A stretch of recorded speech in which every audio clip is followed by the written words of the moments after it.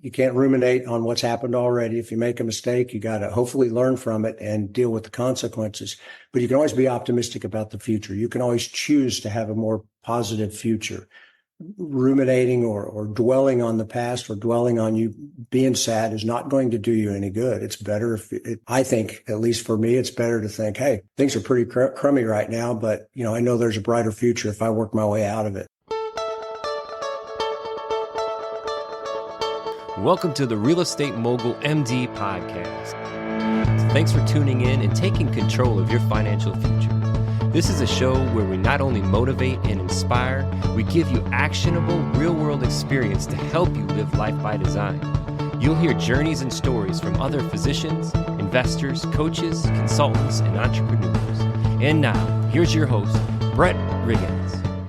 What an amazing conversation we have here today. Today's guest is a retired orthopedic surgeon, author of the best-selling personal finance book, Why Doctors Don't Get Rich, the founder of Rich Life Mastermind, and a real estate entrepreneur with over 25 years of real estate experience. And yes, that means there's a substantial portfolio here. He's a sought-after speaker and mentor. Everybody, please welcome Tom Burns to the show. Well, the time has come, and Tom Burns is here on our show today. I'm excited for our conversation. Tom, welcome to the show. How are you doing today? I'm doing great, Brett. It was my favorite part of this podcast already was before we started recording. Yeah, those are always fun, and the guests don't know. And if you haven't been on podcasts before, before the cameras turn on with my air quotes here for the listeners, the conversations that we get to have, and it's so much fun. And today, actually, I'll roll back in. We'll bring it in. My son Henry got to meet you today. This is my son Henry. Hello, Henry. How are you? Good. So I wanted him to meet you because, believe it or not, he's listened to your book several times. Yeah. Through he has, Amazon Alexa? Yeah. Yeah, so he listens to books at night as he goes to sleep. So I wanted to make sure he got the chance to meet you. Oh, Henry, you're so far ahead of me, learning so young. Yeah. So what'd you think of the book? Good. All right. Yeah. Well, I hope it was kind of fun. Yeah. Yeah. So it was cool to I guess to learn with him. You know what I mean? To understand we talk about a lot, personal development and, rich versus wealthy. And the two of us have a struggle of materialistic things and wanting the nice things. Right. And one of the questions he asked me yesterday was, what was the kind of car that you were talking about in the book? I'm like, well, buddy, I don't know. But then he listened to it last night, and what was it? The Porsche Twin Turbo. The Porsche Twin Turbo. Did you mention that in the book? I did. Yes. Yeah. Yes. It was a fancy car one of the doctors had bought. It was literally, he waited like 2 years for it. Some custom built, barely street legal thing. Yep. Did you have any other questions for Tom before we get started? So when doctors, you know how more people are going to the doctor's office? Yeah. Do they get paid more or less? I guess ask the question. What's the question again? I guess ask it again. More people are going to the doctor's office, and doctors are getting more poor. Oh, okay. Yeah, a lot of people are going to doctors' offices, but we don't get to. Doctors aren't in control of how much they're allowed to charge, believe it or not, Henry. So if you and I were both doctors and you were the best in the world and I was a terrible doctor, you and I would we would get to charge the same amount. So that's one thing. We're not allowed to increase our charges as inflation goes up. As it costs more to buy things, we're not really allowed to raise our prices because somebody else controls that. It's the insurance companies and things like that. So what happens is while we might get busier and busier, we get paid less and less for each service, each time we see somebody. So it's a wonderful profession, by the way. It was very much fun, but the difference in what a doctor gets paid now and what a doctor got paid 20 years ago is very different. So they have to work harder. They have to see more people in order to keep up their income. Okay. Does that make sense? Yeah. The other question he was talking about, do they get paid by the hour or per the patient? So I think that was a good question. That's a great question, because a lot of us make our money different ways. Sometimes it's by the service you provide, or sometimes it's by how much time you put in. Like your dad said, by the hour. If you work at the local McDonald's, you get paid for every hour you work. If you're a doctor, you get paid by the person. So if you're the doctor, you see me as a patient, you get paid a certain amount for seeing me. And it increases or decreases depending on how complicated that visit is. If you spend an hour with me, you get to charge a little more. Mm-hmm. If you spend 5 minutes with me, you don't get to charge quite as much. So it's by the person. Interesting. Thank you. Yes. And the key is, on the thought, if you listen to the book, just one last thing, that the key is it's great to be somebody that works at McDonald's, or as a doctor, or as an engineer, or a musician. They're all great professions. I loved what I did. But what your dad and I what we're going to talk about on this podcast is, if you're happy, no reason to change. But if you want extra things in life, if you want that twin turbo Porsche, or if you guys, you said you two guys kind of like you got some toys you'd like to buy, or some things you'd like to do, it's nice to have money that comes in that you work for once, and then it just kind of comes in, whether you and your dad are on a vacation or camping, or whether you two are working or eating dinner or sleeping. So that's what we talk about. It's just to try to learn how to let your money work for you, rather than you having to do all the work. You can still work, but have your money be kind of one of your employees, have your money work for you. And that gives you a chance to choose what you want to do. So you get to spend more time with your dad if things happen that way. Yeah, like you were sitting on vacation and you were still getting money in the book. That's right. That's a nice feeling. It's a fun feeling. Okay. Nice to meet you. Nice to meet you, buddy. Mucho gusto. Mucho gusto. De nada. So that was so fun. Kind of gives me goosebumps for that opportunity. Thank you so much again for that. And we allowed him to ask a couple of questions. So that was fun, huh? That was the best part of my day. I really appreciate that, Brett. So very cool. So just a little background on that. My son he listens to books on his Audible or Echo or Alexa or whatever it's called there by his bed. And he's done that for years, Tom. This kid just is like a machine, just listening to books. And it comes off of our Audible playbook list, right? So he's listened to all of these things. And this is what's changed my life way back when, and I hear it called the Little Purple Book, which I've heard that you've picked up, right? And we'll touch on that a little bit. And then from there, moving forward, what I love about it is he's like a machine. He listens to these things, and being able at 11 years old now to ask you a couple questions, it was really cool. That's great. He's in a great place. I mean, don't you and I wish we'd started when he did, right? Because you learned so much, and you just start getting that mindset that puts you sort of on your path to success. So I'm real proud of him, and thank you for letting me talk to him. Yeah, it's fun. And mindset is the beginning. It is the foundation, because there's so much of what we do that's conditioned into us. And then, that condition, our personality becomes this perspective in which we see the world, and begins to shape, or it shapes our actions and our feelings and all of this stuff. So it all starts with mindset. And just before we get too far into this, Tom, just a brief kind of description of who you are, and just in case the listeners have not read your book or don't know of who you are, which by the end of this, I hope that they all go to I think at richdoctor.com/toolkit, they can find everything about you. But number one, read the book and learn more. But could you give the listeners just a little brief description of where you started and where you're at now? Sure. I grew up in Austin, Texas, and was an athlete playing sports, and found out nobody was going to pay me for it. So I decided to become a sports doctor. I was an orthopedic sports medicine specialist. And in my training, I just, for various reasons, realized that I probably needed a little something extra rather than all medicine to take care of my needs.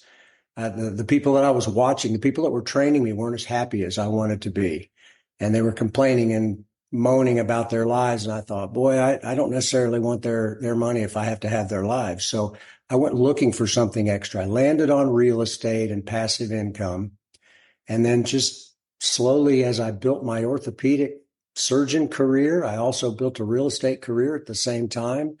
Both worked out very nicely. One complemented the other. As I started making more money in real estate, I was able to curate my medical practice to where I enjoyed it. So, Brett, I was blessed. I got to have a wonderful medical practice that I enjoyed. I did 12 years of it when I didn't need the money. I did the last 4 years for free. And all that was because I was able to create passive income primarily from real estate investments. So that just gave me the chance to hit my hot buttons. I know you and your son talked about the toys you like to buy. Well, I like to travel. I like to meet people. I like to play music. You can see that guitar in the background. So the passive income and that sort of lifestyle has given me time to do that. So blessed and grateful for where I am. That's awesome. And so much of that, we just talking before that mindset piece, that shift for you, what was the biggest shift in the mindset to go from that spot of building a machine? I say a machine that will eat you if you're not careful. Being a physician, a high income earner, we're creating this stuff that's just absorbing more and more of us, taking more of us. What was that first step for that mindset shift for you? And it's part of that story. There was something in that story, and then something that reinforced it. So, for lack of a better word, my plan was to be happy. My wife and I literally sat down before we got married and said, whatever we do, whatever troubles we're going to go through, we're going to find a way to be happy and enjoy life. I know that sounds Pollyanna-ish, but that was our plan. So in the middle of my doctor training, as I was learning to be an orthopedic surgeon, I did see these doctors, and they're supposed to represent me in 10, 20, 30 years. And they were not happy. Most of them were divorced. They were moaning and complaining about not having control. They were in the hospital late at night. That didn't seem like a very good family environment. So that's what triggered me to start thinking and looking for something else. So that was probably the biggest trigger. I thought, I don't want that to be me in 20 years. And then as I learned more, I read. There was no, I'll date myself, but there was no internet. There were no seminars, no podcasts. I basically had books and people that might have done this stuff. So I did that. And then I started my practice. And here's a story that I think it's in the book, but I started a practice. And within the first few months, I sat down with my new partner, who was probably 10 or 15 years ahead of me. And he sat down and truly said, and he had an enviable practice. Everybody wanted his practice. All the hospitals loved him because he brought a lot of business, which was great. So success in the doctor world, right? He sat down across his desk and talked to me and said, well, Tom, he said, my kids are now teenagers. They're in high school. He said, I spent so long building this practice that I didn't get to spend as much time with them as I wanted to. Now I'm trying to reconnect and it's not working. And I swear the guy broke down in tears. And so that was the reinforcement that let me know that I'm never going to let that happen. And so really before I even had the money to do it, I was making sure I was home early and watching the kids get off the bus and spending time with the kids. And so I would sacrifice income or revenue to spend time with the kids. And that investment has paid off handsomely over the last 3 decades. That's amazing. How many kids do you have, Tom? I have 2 kids. 2 kids. Very cool. Yeah. And making that the idea seems simple, but not easy. Like, okay, I'm going to be happy, and having that conversation with your wife. Okay, we're going to be happy. It's not all sunshine and rainbows, right? There's struggles, and especially when you're delaying gratification and on long-term type investments and financial plans, it's hard. Like, what do you do when you get defeated in those times, And that's a good point. I mean, everybody sees somebody on a podcast or on stage and thinks it was all fairy dust and unicorns, and it's not. It's hard. And so it's just a choice, Brett. It doesn't mean that you're happy all the time, but you choose to try to be happy. So things do go wrong. We can't change the past. You can't ruminate on what's happened already. If you make a mistake, you got to hopefully learn from it and deal with the consequences. But you can always be optimistic about the future. You can always choose to have a more positive future. Ruminating or dwelling on the past or dwelling on you being sad is not going to do you any good. It's better I think, at least for me, it's better to think, hey, things are pretty crummy right now, but I know there's a brighter future if I work my way out of it. So that's the thought process I use. No, it doesn't always work. And there's times I've been pretty down. Things do go up and down in the course through life. That's that's the lessons life likes to teach us. They like to knock us down a little bit and see who gets up. So I think knowing that you can always get up, knowing that you can choose, you can even be in the worst situation and choose to not be, you can choose to be happier about it than maybe your neighbor might be. It's not magic, and it is a little Pollyanna, but you can make that choice. I'm a firm believer in that, and mindset will help you do that. Yeah, I definitely hear that it's a choice, and I feel that it's a choice too. And sometimes it's so hard to be consistent. And the thing that makes me think of, Tom, is every day when somebody asks me, how are you doing? And I say, I've never been that better. Today is the best day of my life. Right. That's a choice, right? That's a choice to say it. It's a choice to believe yourself when you say it too. But starting out with something so simple, to create that kind of habit or that group of movements or feelings from that point forward is, I think, what you're talking about. And in those times when we're feeling defeated of, hey, things aren't going right, more money, more problems, right? We start to scale, Right. we scale good, we scale bad as well too. And when those things are bearing down, always remembering that it's a choice. Happiness is a choice and positivity is a choice. Yes, it is, and, even if you're lying to yourself, even if you're lying to yourself saying it's the best day I've ever had, there's still just a little bit of that kind of ticks your subconscious, and your subconscious is really running most of our lives. And things do go bad, and you might be in a really bad spot, but you can at least tell yourself that, hey, I'm going to find a way out of this. You can make mistakes. I have had lots of mistakes. They say the guy that makes the most mistakes is the most successful. I'm not the most successful, but I'm up there as far as the most mistakes made, probably.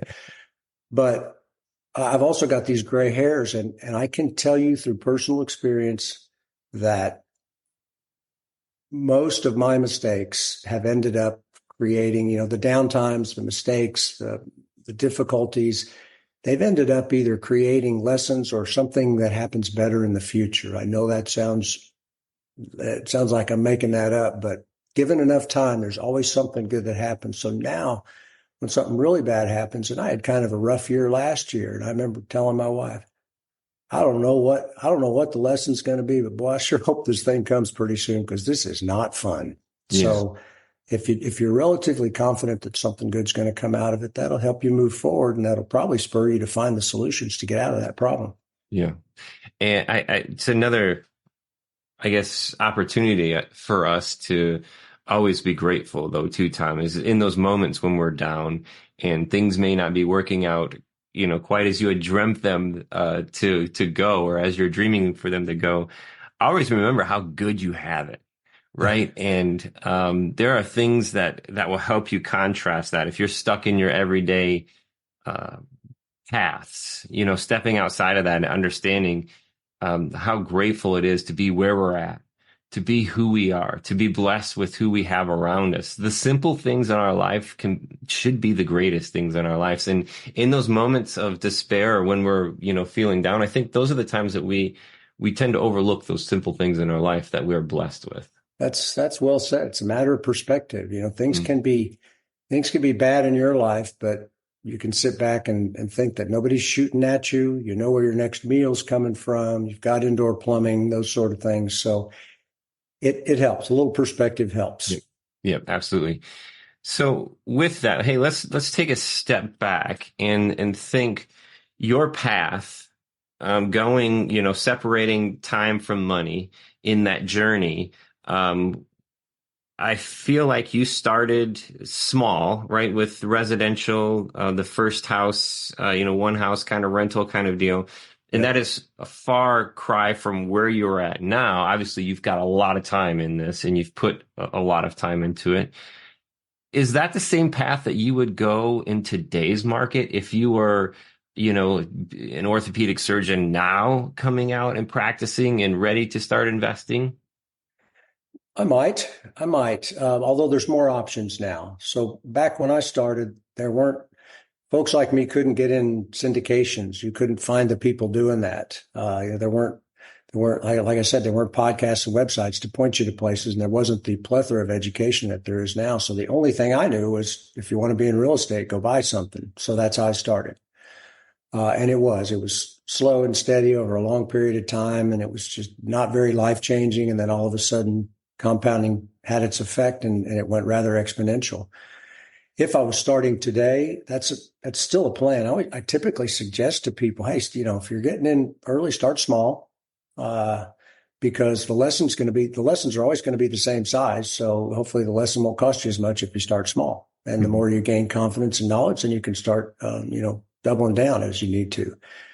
But today there are a lot of options to invest purely passively. I was purely active, to be honest with you. I bought stuff, had it managed, and ran them on my own. Still have those to this day, by the way. As you mentioned, time is the best investment hack in the world. It'll make you look smart. It'll make a bad deal look good and a good deal look great. So Yes, sir. Time is great. But now there's a lot of options. There are good operators out there that have syndications, which is a great model to marry those that have money and no time with people that have not enough money, but the time, network, education, and experience to make that project work. So I would probably do more passive investing along with some active. The thing about active investing, however, is that you do learn a lot. You learn a whole lot when you're purchasing, managing, and disposing of your own property. So it's a great learning episode. It's a great learning technique. Just not everybody has that time. I made the time because it was my only choice. Mm-hmm. Mm-hmm. And speaking of the syndication thing, I feel it's I guess a good thing and a bad thing. Because it's in the world of physicians, and I'm sure you've probably heard this before, the coattail investing idea, and is, hey, this is working for me, or do you want to do it with me? Right, that coattail kind of investing. But if that person that you're following is not vetting the jockeys properly, or the operators, are struggling with the money, the cost of money on these turns, insurance increasing, all of this stuff that's happening right now, that's dangerous. Right. So it's a good thing and a bad thing, right? Yeah. Well, in anything, I mean, it's also, if you're actively buying stuff, it could be a good thing and a bad thing if you don't do the right diligence buying your own little first house, right? Yeah. Yeah. It's all a matter of education and your network and your experience. So you mentioned it, vetting the sponsors and doing the diligence, whether you're buying a 1-bedroom condominium or you're buying a multifamily apartment complex. You want to do the diligence on the property. Likewise, if somebody else is doing that and they're taking your money to help do that, you want to make sure that you're with somebody that cares about your money as much as you do. Mm-hmm. Because as we know, there are a lot of personality types out there, and there's a lot of levels of experience. And the last 12 years have birthed a lot of people that have had no experience in downtimes in the world of real estate, and that's what's causing some trouble that you mentioned. And then there's another subset of people that don't necessarily care as much about your money as you do, and they have different motives, and you've got to watch out for them. And so it's helpful to you certainly, especially as doctors get targeted a bit, because doctors make a reasonable income, very nice professional income. And so you just want to make sure it's somebody that's got a bit of a track record, hopefully maybe somebody that's actually been through a recession or two. That helps. If not, then you need to have a little better handle on the numbers and the underwriting and be able to understand what they're projecting their property is going to do and kind of go from there. It's difficult sometimes to determine whether they're not as on the level as you would like. Mm-hmm. Meaning, there are people out there that are just out there to get your money. It's a small subset, but they're real. Yeah. The rest of them are just possibly inexperienced, and then there are those that are quite experienced. So you want to don't just follow somebody because your friend's doing it. You want to make sure that somebody cares about the money you're giving them. Yeah, that's interesting piece too. The full cycle, when you are vetting somebody, making sure that full cycle had contained some pieces of struggle, right? Some times of struggle. It's helpful, and obviously not going to have that opportunity with every operator, right? But just having that, when it's not all sunshine and rainbows, what happens? Where does that leave us? Who's going to step up? Right. Yeah.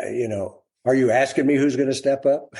No, no, I'm just saying that's a great question. Like to think Yeah. about when you're looking at these opportunities is asking that question, like who is going to step up when if things go bad, Right. in those relationships. And have just asking your sponsor, have you tested out bad times? Have you tested out 80% occupancy and flat rents and higher insurance and higher interest rates and stuff like that? Those are called sensitivity tables. And so you want to have a buffer between your optimistic or mid case scenario and Armageddon. If things go bad, do we still get to keep our property? So those are Right. just simple things that good sponsors do. They leave a gap and they don't live on hopium that Mhm. everything keeps going up. Sensitivity tables. That's interesting. I have not heard of that yet. Jot that down.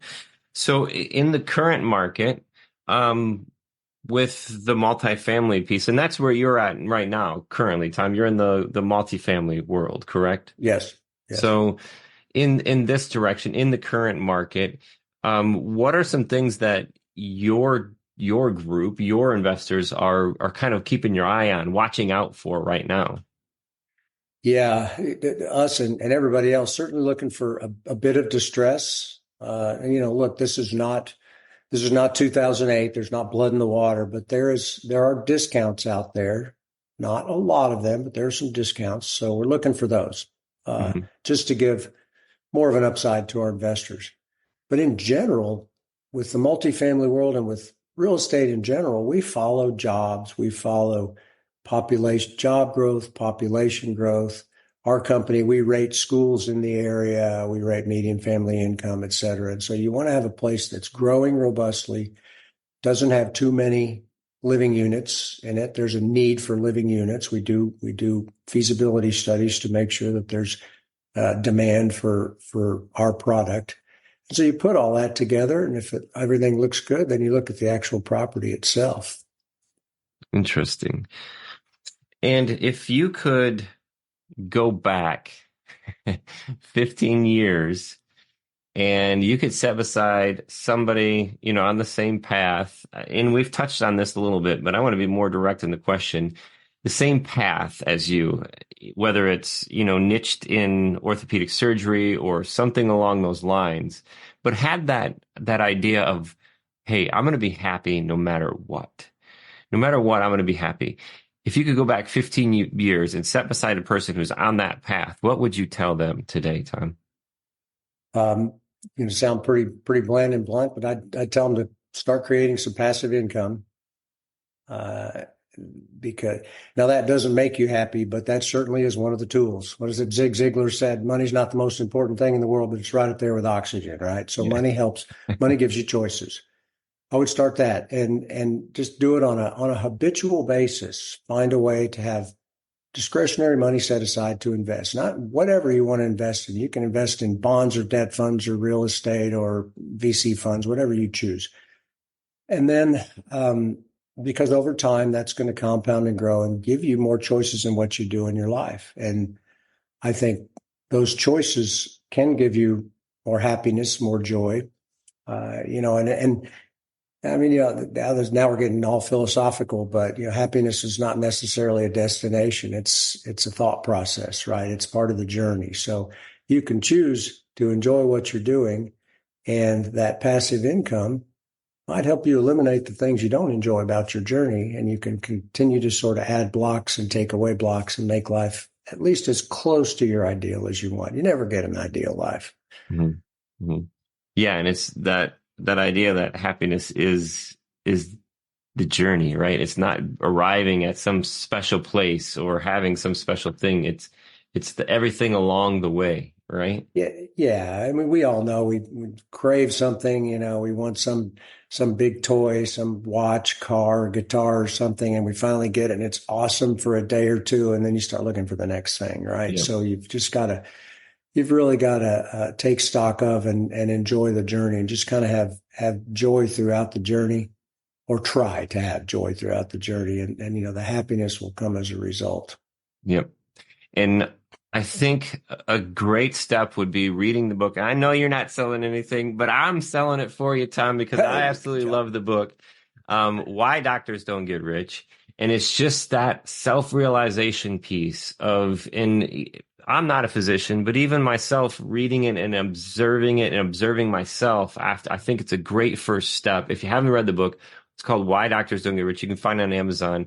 There's another spot, this richdoctor.com/toolkit, where you're providing more information that's helpful for physicians kind of create this path, right? Find this happiness, understand what does happiness mean, but find this path forward of different types of investments and providing them with information, free information there, right?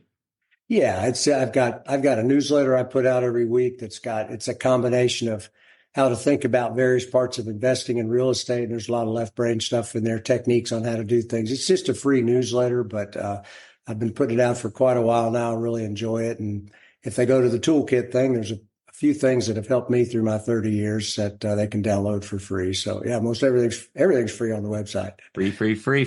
So there was, somebody else was writing about it. I was reading it. I don't know if it's something that you had said, but turning on Kiyosaki's cash flow quadrant, turning that I from investor into insider. Was that in the book?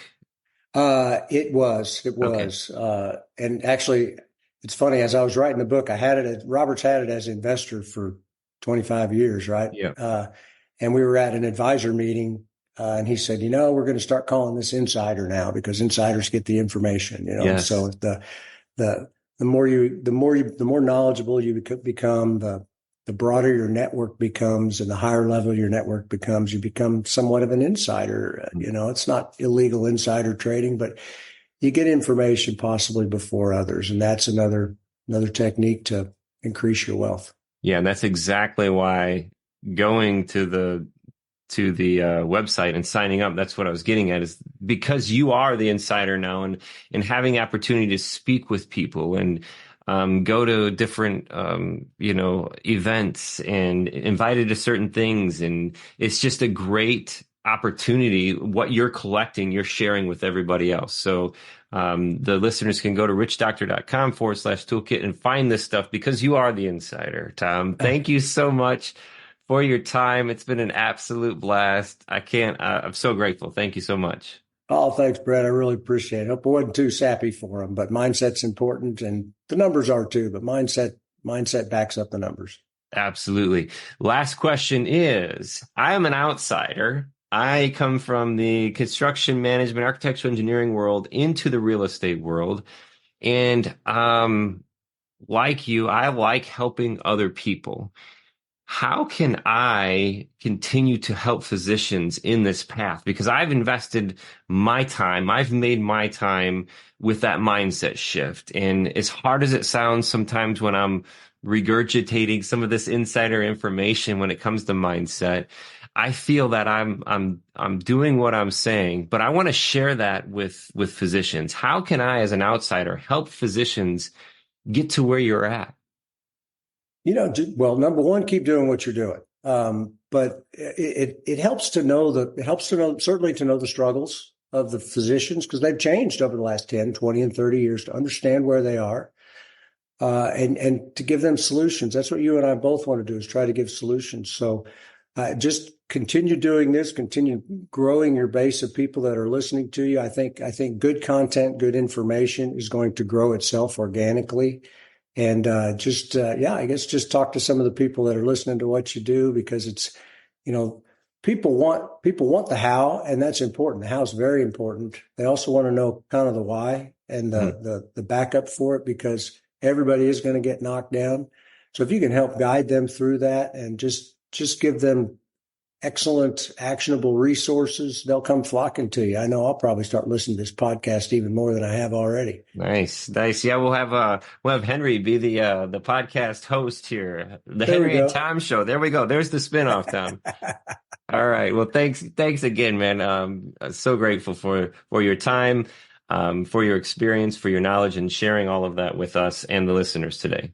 My pleasure. I really appreciate it. Thank you for your time. Awesome. And to the listeners out there today, yes, if you haven't heard me say, go get the book, start there, Why Doctors Don't Get Rich. And if you have read it, you can check out the website. And thank you for listening to the show here today. It's been an absolute blast. I've been waiting for this since I think we booked this maybe a couple months ago. So exciting. Thank you for your time. And most importantly, your attention. Your attention is what matters most. And Tom says it best, like wanting to be happy, it just requires your attention. You just can't say that. It requires your attention. Time with your family requires your attention. And how you are able to give your family your attention and give your happiness your attention is finding ways to separate time from money, doing things with a passion, doing things because you have a why in mind. And all of that aligns, and you've given us your attention today, so we're grateful for that. If you have any questions for us, info@physicianwealthsystems.com. Shoot us an email. If you have any guests to be on the show, if you want to be on the show, let us know. Always, you can leave us a review. And man, I'm just so excited to have Tom Burns on the show today. Hey, everybody, thank you so much. This is the Real Estate Mogul MD.